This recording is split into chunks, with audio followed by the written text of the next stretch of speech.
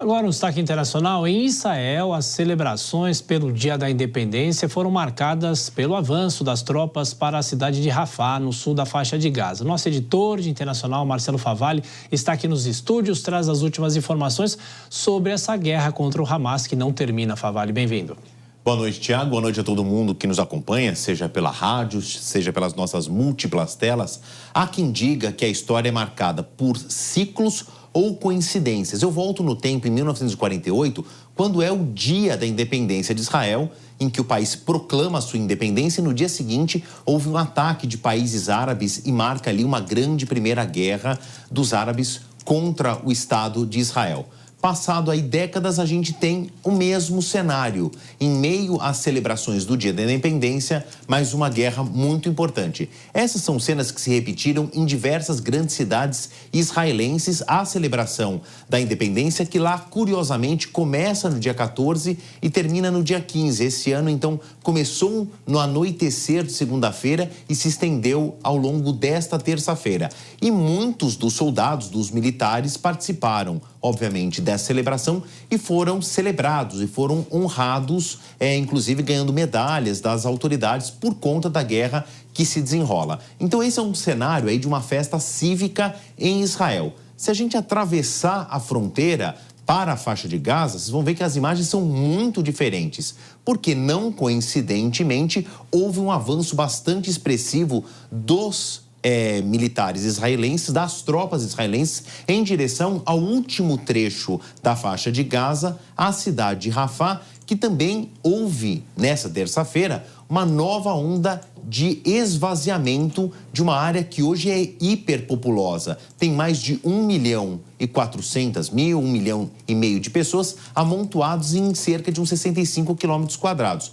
Muita gente confinada num lugar só. E essas são as ruas de Rafah, impressionantemente vazias. A gente está falando de um território densamente povoado e que parece uma cidade fantasma. Primeiro, as pessoas estão todas dentro das suas casas com medo de morrer, porque existe ali um severo fogo cruzado ou disparos de mísseis, tanto do Hamas em direção à faixa de Israel, como o exército israelense disparando em direção a essa cidade de Rafah. Só que essas imagens dessas ruas vazias são essencialmente de uma parte de Rafah que já foi esvaziada. Nós estamos falando aí em torno mais de 100 mil pessoas que estão deixando essa região e estão indo para Khan Yunis, que é uma cidade vizinha onde milhares de pessoas estão em acampamentos improvisados por ordem do exército israelense, que vai começar aí o que parece uma última fase da ocupação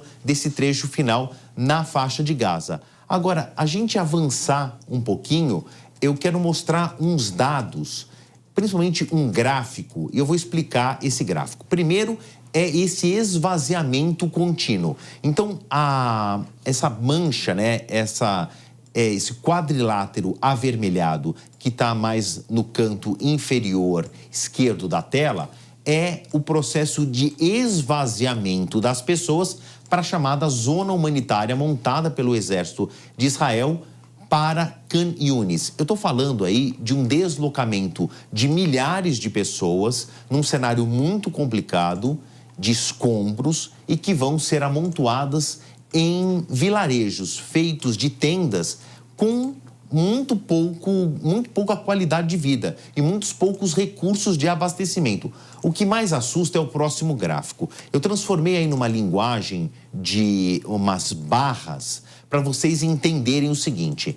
As barras ao fundo são os números de caminhões que entraram na faixa de Gaza, autorizados por Israel desde outubro do ano passado, quando começa a ocupação da faixa de Gaza por Israel, que é depois do ataque de Hamas do começo de outubro do ano passado.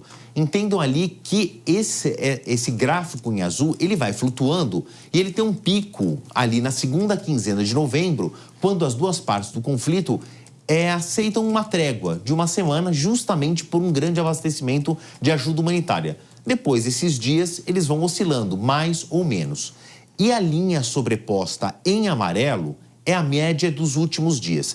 Eu fiz questão de destacar em vermelho a última perna dessa linha amarela, que é para mostrar uma queda drástica na entrada de ajuda humanitária. Aí nós estamos falando de mais de 1,5 milhão de pessoas que estão confinadas na parte sul da faixa de Gaza e que não têm acesso a recursos básicos para a sobrevivência. Eu estou falando de comida, água e remédios.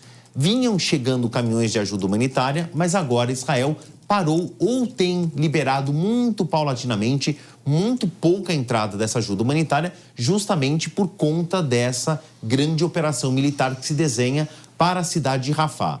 No meio desse fogo cruzado, lembro que tem 1,5 milhão de pessoas que precisam de recursos básicos para a sobrevivência. E a gente viu no gráfico que nos últimos 7 dias entraram 6 caminhões para abastecer 1,5 milhão de pessoas. A ONU fica sinalizando de tempos em tempos. Vai ser uma catástrofe humanitária se essa incursão por terra do exército de Israel, prometida por Benjamin Netanyahu há meses, for levada em curso.